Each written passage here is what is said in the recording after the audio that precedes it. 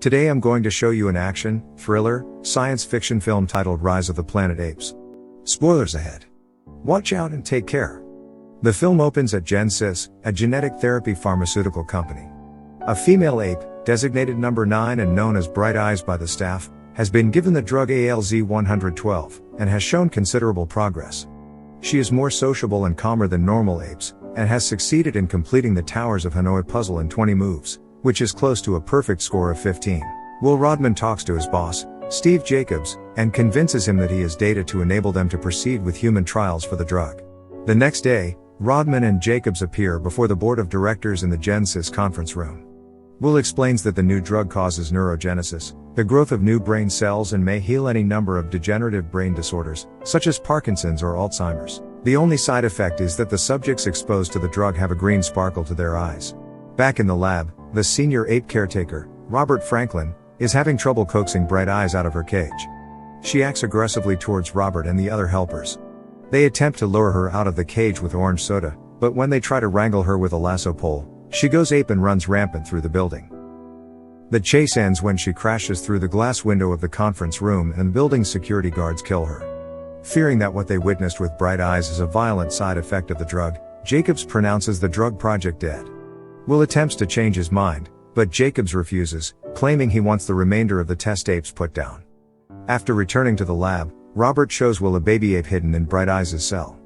This explains that their assumption was an error. Bright Eyes was not acting violently because of the drug, but to protect her child. Robert does not have the heart to put down the baby, and gives the task to Will. Unwilling to do so, he decides to take the baby home. Will returns home, where he lives with his father, Charles. Charles suffers from Alzheimer's and needs care from a nurse when Will is not around. Will shows the baby ape to Charles, who soon takes a liking to it. Charles playfully calls the baby Caesar due to his love of Shakespeare's Julius Caesar, it is implied.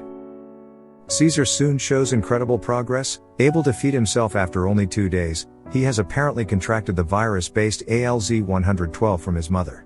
His temporary residence with Will extends to 3 years, and Will sets up a room for him in the attic. Though ape-like in some ways, the now half-grown Caesar is a beloved member of the family and shows great intelligence, communicating complex ideas with sign language. While Caesar has been showing mental growth, Charles's Alzheimer's is getting worse and he has an altercation with his nurse. Will takes a major risk and steals ALZ-112 from GenSys. He gives a dose to Charles, and it appears it is a miracle drug when the next day, Will finds his father sitting at the piano, playing perfectly. Meanwhile, Caesar has grown enamored of watching the neighbors playing outside, and escapes out the window into their neighbor's backyard. However, his appearance frightens the neighbor's daughter, and her father, Hunsiker, angrily attacks Caesar. Will and Charles manage to rescue Caesar, but not before Hunsiker has injured him. Will sneaks Caesar into a zoo for treatment. Caesar is treated by a veterinarian there named Caroline Aranya. During the procedure, Caroline is fascinated by how well Caesar knows sign language. He even implies through sign language that Will and Caroline should go out to dinner. To counter Caesar's wanderlust, they take him across the Golden Gate Bridge to a redwood forest for some outdoor playtime. Upon arriving at the forest, Caesar will not leave Will, but makes a supplication gesture of extending out arm, palm up, which is his way of asking for permission to play. Will gives his permission, and Caesar takes to the trees. 5 years later, Caroline is living as part of the Rodman family and Caesar has grown. Will has even started dressing him in a shirt and pants. During a visit to the forest, Caesar is barked at angrily by a dog, and he counters with a primal cry that scares it off. Will notices that Caesar seems sad and confused about just what he is. They drive past GenSys and Will explains to Caesar about the drug that made him more intelligent, as well as the death of his mother. In the 5 years since he was given ALZ-112, Charles' condition has deteriorated. Will reasons that his immune system has developed antibodies and a more aggressive virus is needed. Back at home, Charles gets confused and wanders outside and into their neighbor's car. He attempts to drive it but ends up damaging it.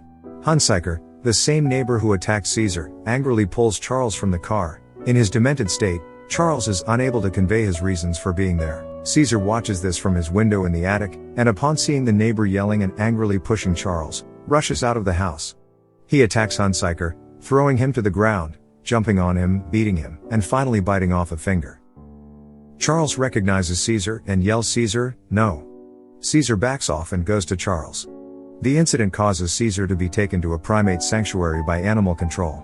Will and Caroline walk him in, and say goodbye. The sanctuary proves to be tough on Caesar during his first days. It is run by John Landon, with the care of the animals supervised by a short-tempered and abusive son Dodge and a timid man named Rodney.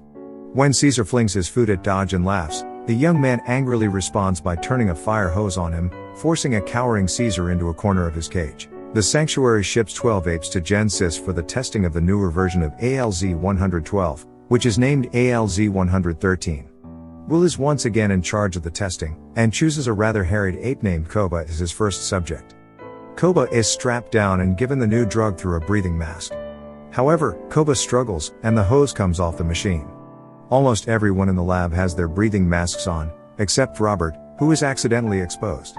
When released with the other animals into the main play area, Caesar meets the alpha male of the group, an ape named Rocket. Rocket tears off Caesar's shirt and beats him. Caesar also takes note of a gorilla named Buck in a locked cage and an orangutan across from his cage who speaks sign language. Quietly, Caesar begins to communicate with the orangutan, Maurice. Sometime afterward, Dodge brings some of his friends into the cage area of the sanctuary, where Caesar manages to steal a pocket knife from one of the visitors. Caesar befriends the large gorilla in the yard named Buck, who is never let out of his cage, by letting him loose. That night, Will takes some of the ALZ-113 home to treat his father. Charles refuses the treatment, and dies that night in his sleep.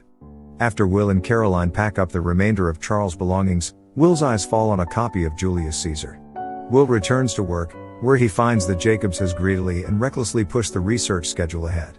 While Jacobs is largely thinking of business profits, Will warns him that the major hurdle they need to worry about is how the newer ALZ-113 will affect humans. When Jacobs refuses to listen to Will's warnings, Will quits Genesis. Meanwhile, Robert has been experiencing side effects from his exposure to the virus, including sneezing that produces droplets of blood from his sinuses. Will returns to the ape sanctuary and attempts to bribe John Landon into letting him have Caesar. John is willing to do so, but when Will coaxes Caesar to go with him, Caesar refuses. That evening, Caesar busts out through the window he found and goes back home. He steals ALZ-113 from Rodman's refrigerator and gives it to the apes at the preserve. That night, the apes are returning to their cages, but Caesar balks, confronting and defeating Dodge in the yard. When grabbed, Dodge says, "Take your stinking paws off me, you damn dirty ape." Caesar speaks for the first time, shouting no. The other caretaker is a witness and runs into the cage area, trying to rescue the now unconscious Dodge. The apes attack him, but Caesar calls them off and, in a show of mercy, puts him into Caesar's cage. Dodge tries to escape and gets killed. At dawn, Will calls to check on Caesar but receives no answer. Driving over to investigate, he finds the facilities wrecked, the apes gone, and the ALZ-113 canisters open in the cage areas. Meanwhile, the apes are making their way across town. Caesar divides them into two groups. Buck goes with one group to the zoo to liberate the apes there, while Caesar leads the second group to Genesis. The police are called in. Jacobs boards a police helicopter as Caesar and Buck's groups join forces, now some 50 to 60, chimps, orangutans, and gorillas strong. However, the apes seem to be intentionally preventing the deaths of humans they encounter. Will and Caroline have heard about the rampage, and upon learning that the apes are headed for the Golden Gate Bridge, they surmise that Caesar is leading the apes to the Redwood Forest. The officers are waiting on the bridge to fire on the apes, but Caesar again divides his forces. One group climbs the suspension cables, while another swings from the underside of the structure to get past the blockade. In the helicopter, Jacobs catches sight of Caesar and orders the men to shoot at him, reasoning that the death of Caesar will call off the others. However, as the helicopter hovers low to the bridge, Buck leaps onto it, bringing it down at the cost of his own life. Caesar feels sadness over the loss of his comrade, and soon finds the remains of the helicopter precariously clinging to the side of the bridge, with Jacobs pleading for help. Instead, Caesar turns away and Koba pushes the helicopter off, killing Jacobs upon impact with the water. The apes proceed into the forest.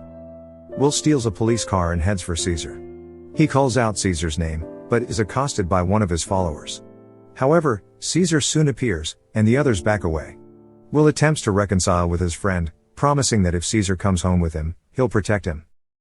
Caesar shocks Will by holding him close and whispering Caesar is home. Will watches as Caesar and several other apes climb up into the trees and survey the forest and the world beyond. In an aftermath sequence, we see Will's neighbor Hunsiker reporting for duty as a pilot at San Francisco International Airport.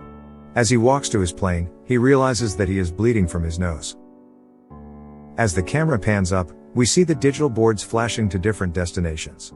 A sign that soon, these places will be infected with ALZ-113, sealing mankind's fate. Make sure to subscribe and turn on post notifications so you can watch more videos like this. Thanks for watching.